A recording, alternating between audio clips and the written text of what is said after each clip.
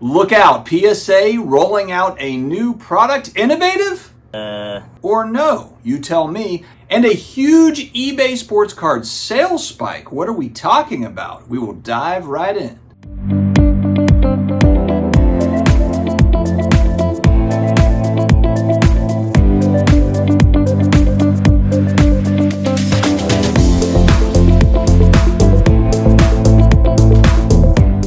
Huge thanks to today's video sponsor, COMC.com, the 35 million card plus inventory, a treasure trove for collectors with a wide range of options to suit every taste and preference. The user-friendly COMC interface allows you to filter and search for cards with absolute ease, ensuring you find exactly what cards you're looking for, whether it's hockey cards or Marvel cards. For me, I've been buying a lot of these new QB Bowman U cards and Leaf cards off of COMC and flipping them elsewhere. Definitely check out COMC.com through my links below. All right, friends, PSA rolling out a new product. What are we talking about? Well, it looks like they're doing game-worn cards, but this is something that's a little bit different than from what I've ever seen. Maybe they've done something similar to this, but I don't think that they have. They've teamed up with two card collectors that happen to be Major League Baseball players. That's Bobby Witt Jr. and Corbin Carroll, and they each put 7 cards in their back pocket during Game 2 of the regular season,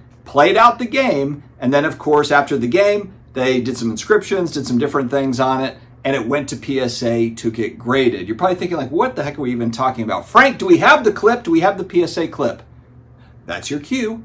Please, anything. Just can't deal with this anymore. What if we flipped the script? What if the Grail was a PSA 1? Scored and prized for the dirt and sweat accrued over 9 innings of Major League Baseball, because game worn truly meant game worn. Of course, to get the corners properly bent out of shape, we'd need a real pro, someone who plays hard and knows how to handle a card, someone like Corbin Carroll.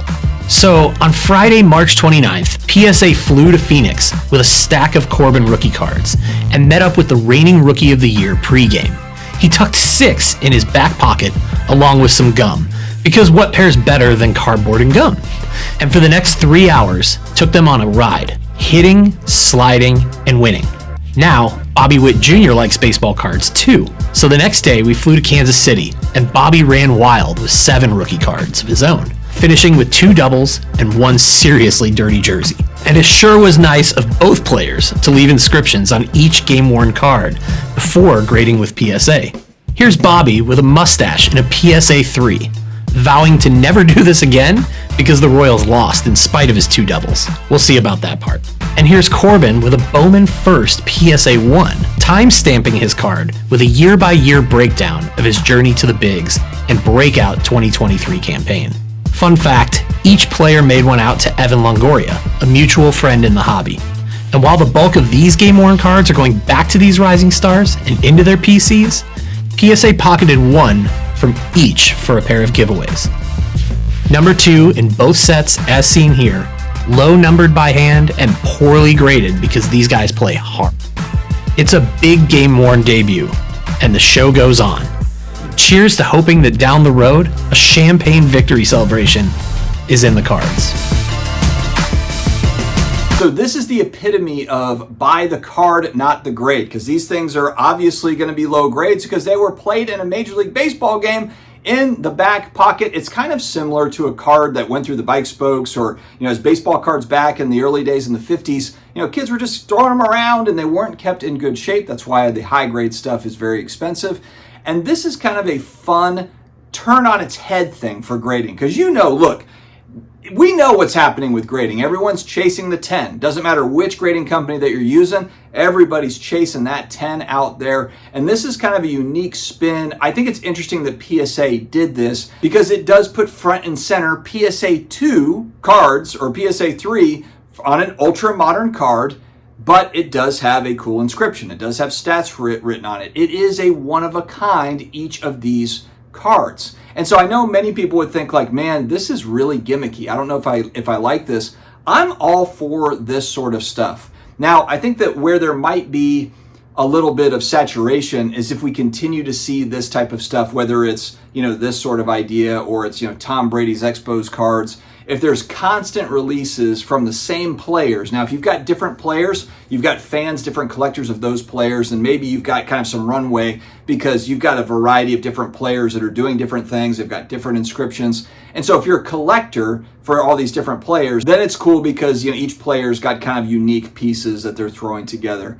And I think that's really important. Again, we're talking about collectors of cards, different players. If Bobby Witt Jr. does this every single year, if he does similar type things because he's already a collector, he already works with PSA on different things, I think it can get a little bit oversaturated. So the hope is that they're able to get a variety of different players, because this is not, from what I understand, this is not a PSA Fanatics joint thing. In other words, they didn't get together with Fanatics and say, hey, let's have access to these players to be able to do this. No, I'm pretty sure this is just PSA that had already worked with these players before, and then they're working with them on this kind of special project type thing. So this is a little bit of an interesting side story here. Some unique items that were actually kind of put in play by a grading company, not necessarily by a manufacturer. And so does that start to happen more with some of the other grading companies, whether it be a SGC or a Beckett or a CGC? Well, they also do these types of things because they all have their own relationships. I think this could be really interesting to see how it plays out. And so I know the idea of this is not necessarily for everybody, but I like the fact that they created essentially these unique cards that were actually worn in a game. So again, it's game worn, but we're used to it being a game worn patch in a card. This is actually cards that were in the back pocket and were played through an actual game. So it's got a story behind it. 20 years from now, it's got a story behind it. Whereas we haven't really seen that previously. There's not really cards going back that I can think of that are going to have that kind of story behind it, other than, of course, game worn patch or game used patch that you see that is put in a card. But again, you don't necessarily know which game it was from. Even with those patches, they can get swapped out. We've seen the history of cards, unfortunately. We've had game used patches swapped out for a napkin patch or something. I think that these cards will have more provenance added to them because of the fact that the athlete is basically saying, hey, look, wore the cards, signed them, did all the stuff here.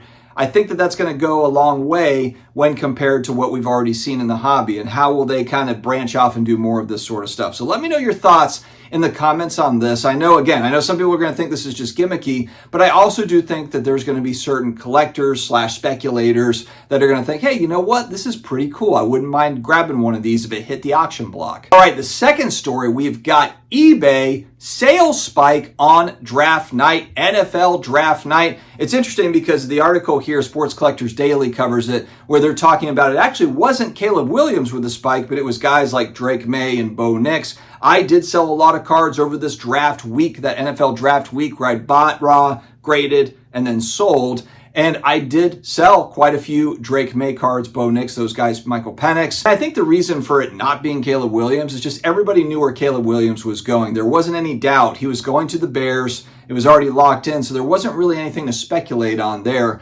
Whereas with the Drake May, he could have gone 3 to the Patriots like he did. He could have fell to 25, just like some QBs do. Aaron Rodgers fell to 17 or 20 or something. There's guys that fall. This year it was kind of strange though, because nobody really fell. If anything, there's guys that went up above where people thought they were going to be, like a Michael Penix. Bo Nix, I believe he went 12 to the Broncos. Some would say that's high for him. Some would say that he could have gone to the Giants at 6.